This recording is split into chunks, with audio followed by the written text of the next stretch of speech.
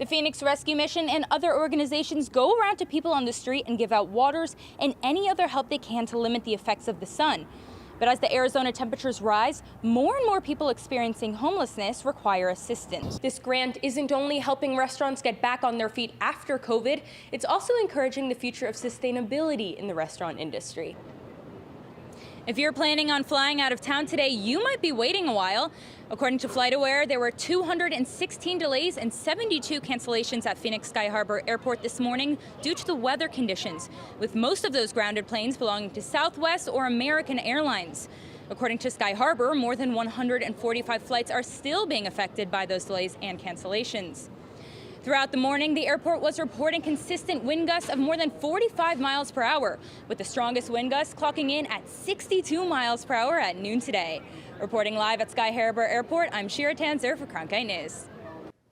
On Wednesday, the Biden administration laid out their plans to potentially lease offshore wind energy in the Gulf of Mexico. This is a crucial step in the administration's plan to help combat climate change. They hope to deploy 30 gigawatts of offshore wind by 2030, which could help power up to 1.3 million homes.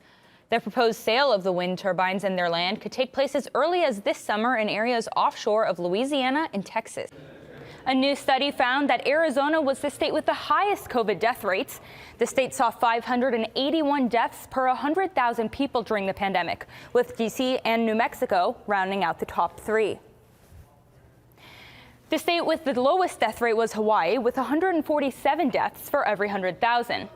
The study out of medical journal Lancet found states that had more severe mandates, such as social distancing and mask requirements, had lower infection rates compared to states that did not have mandates. For example, if Oklahoma had the same requirements as California during COVID, the study found that it would have had 32% fewer infections. But the mandate requirements weren't the only thing that was affecting the death rates. People who were just below the average poverty line were 23% more likely to die from COVID. And states with a large population identifying as Black or Hispanic also saw a higher average death rate. In the newsroom, Shira Tanzer, Cronkite News. Taylor Swift fans from all over the country will be coming into Glendale to celebrate the opening night of the Eras Tour at State Farm Stadium right behind me. And those Swifties are going to bring in a lot of revenue for Swift City. According to the Arizona Department of Health Services, more than 32,000 flu cases were reported in the state this year, with more than 17,000 in Maricopa County alone. At its peak in November, RSV cases were more than 20 times the amount from previous years. Tobacco use remains the leading cause of preventable deaths in Arizona, according to a report by the American Lung Association. In response, many cities have raised the minimum sale age of tobacco products to 21. But as Yuri Hahn found out, many municipalities don't have penalties for selling to minors. The city of Tempe is the latest city trying to change that. The Empowerment Scholarship Account Program, commonly known as ESA or the School Voucher Program, allows parents to receive state money to choose how their children are educated. Today's vote approved changes in the ESA Parent Handbook, which has not been updated since last year. Approved updates include new requirements for potential teachers and tutors and required invoices and receipts for purchases under the program, which now includes transportation and technology. The ESA program has recently gone through major changes. Last year's universal expansion created a huge increase in families using the vouchers. Beth Lewis with Save Our School Arizona says the program went from 11,000 families to 52,000 families overnight. We have, fought that universal expansion. We argued that it would deprioritize the needs of special education families who were using the ESA vouchers. Parents and taxpayers spoke at today's meeting to voice their disapproval of the changes to the handbook.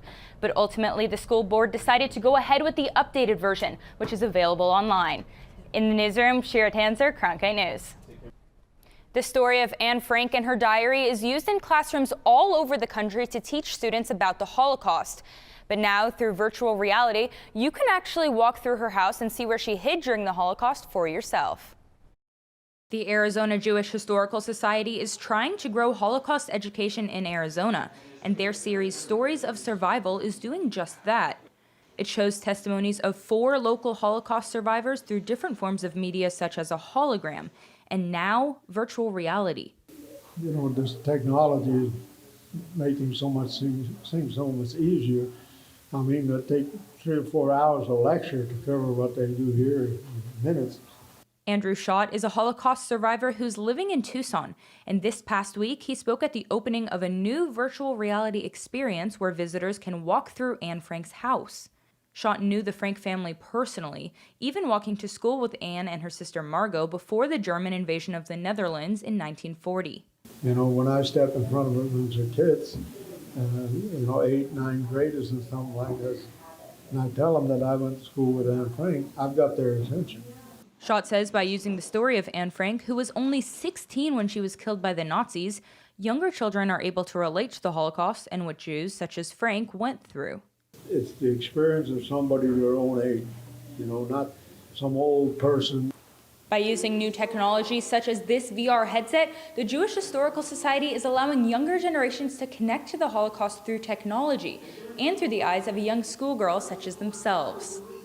In 2021, the Arizona House of Representatives signed a bill requiring public schools to teach students about the Holocaust at least twice, once in middle school and once in high school. A big part of why we're doing this is to educate young people, especially, who probably don't have a lot of prior knowledge about the Second World War or the Holocaust, to take this new generation of people and make them aware of what happened. Dr. Bell with the Jewish Historical Society says there have been other virtual reality experiences as part of the Stories of Survival series, including a tour of a concentration camp. But this experience is the first interactive exhibit, allowing visitors to open doors and choose where in the house to go. This exhibit officially opens to the public next Monday, and the experience is free with a $5 admission. You can also watch Andrew Schott's testimony on the Jewish Historical Society's website now.